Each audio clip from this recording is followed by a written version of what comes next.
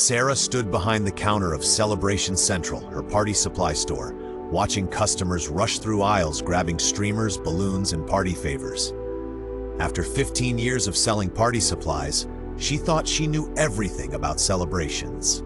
That was until she met Marcus. It was a quiet Tuesday afternoon when Marcus shuffled into the store.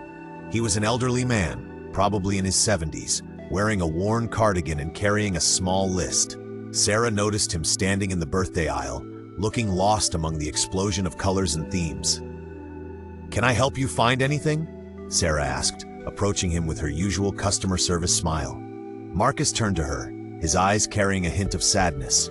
"I'm looking for something special for my wife's birthday tomorrow, but everything here seems so," he gestured at the elaborate decorations, "overwhelming."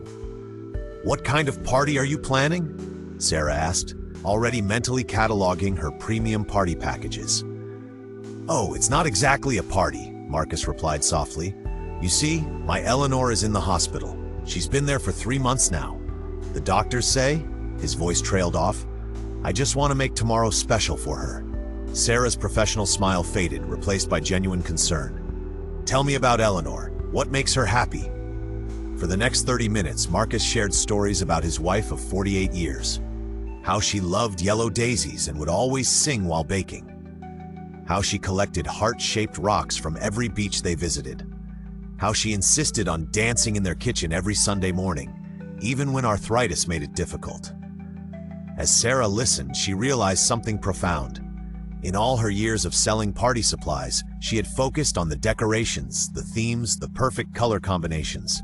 But here was Marcus, teaching her that celebration wasn't about the things you could buy. It was about love, memories, and moments shared. "I have an idea," Sarah said, closing her store early for the first time in years. She gathered simple supplies: yellow tissue paper, clear fishing line, and cardstock. Together with Marcus, they spent the afternoon crafting paper daisies and small paper hearts, each one carrying a written memory of Marcus and Eleanor's life together.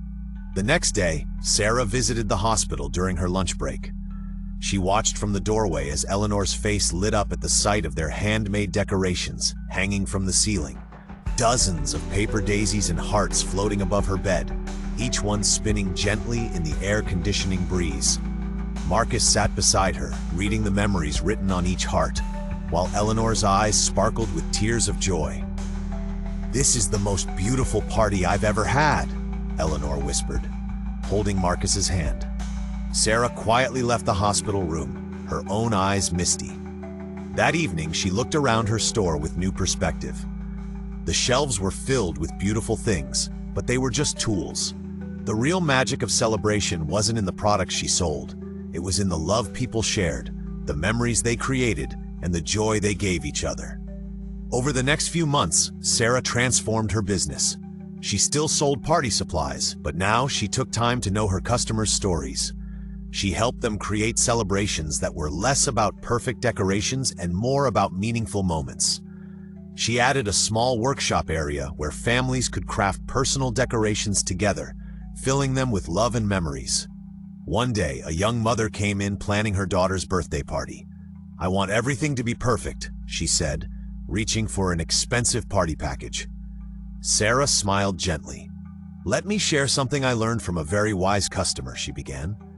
"The perfect celebration isn't about having the most elaborate decorations or the trendiest theme. It's about creating moments that touch hearts and make memories.